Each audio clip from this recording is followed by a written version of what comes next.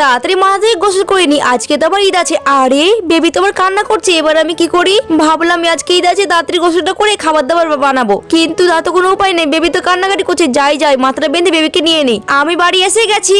আরে তুমি কই? যাই আগে একটু জল খেয়ে নি, আমার তো অনেক খিদে পেয়েছে। আরে তুমি কোথায় আছো? আমার অনেক খিদে পেয়েছে, খাবার দাও। আরে চুপো বেবি উঠে যাবে, আমি দেখিয়ে দিচ্ছি, একটু খাবার দিচ্ছি তোমাকে। কি তুমি এখন খাবার রান্না করোনি তো কি করবো?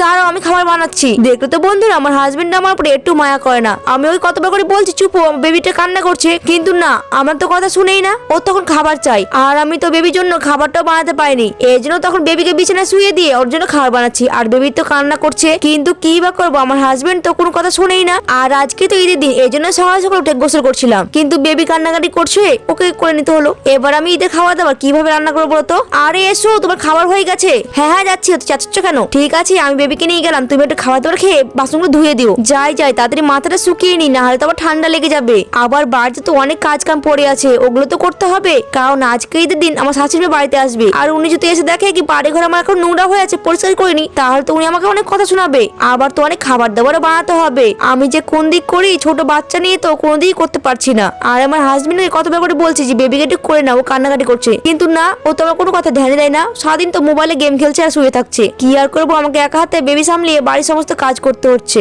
আসলে বন্ধুরা, আমার হাজবেন্ড তো আমার বেবিটাকে পছন্দই করে না, কারণ উনি চেয়েছিল ছেলে সন্তান, কিন্তু আমার মেয়ের সন্তান হয় আমার মেয়েকে দেখতেই পারে না। যদি কখনো বিছানায় কান্নাকাটি করে, আমার হাজবেন্ড বসে থাকবে, তবুও বেবিটাকে কোলে নিবে না, চুপাবে না। ওই বেবিকে কোলে করে নিয়ে আমাকে বাড়ির সমস্ত কাজ করতে হয়, কিন্তু এত ছোট বাচ্চা কোলে নিয়ে কাজ করতে তো আমার অনেক প্রবলেম হয়। কিন্তু কি করবো, কোনো যে উপায় নেই। এখন যদি বাড়ি ঘরে কাজও না করি, তখন তো আমার হাজবেন্ড আমাকে বাড়িতে তাড়িয়ে দিবে, তখন আমি কোথায় যাব? কারণ আমার বাবা তো অনেক গরিব, উনি তো দুমুঠো খাবার জোগাতে সারা দিন রাত কষ্ট করে। এখন আমি গেলে কি করে আমাকে রাখবে? আর ওই দেখো আমার হাজবেন্ড তো শুয়ে মোবাইল ঘাটছে। আরে কি থালা বাসনগুলো তো ধয়নি। উফ, এবার আমি কি করবি? যাই, এগুলো আমাকে ধরতে হবে। কি আর করবো, গরিব ঘরে জন্ম নিয়েছি, তখন তো কষ্ট সহ্য করতে হবে। তোমরা প্লিজ একটা লাইক করো, আর সবাইকে ঈদ মোবারক।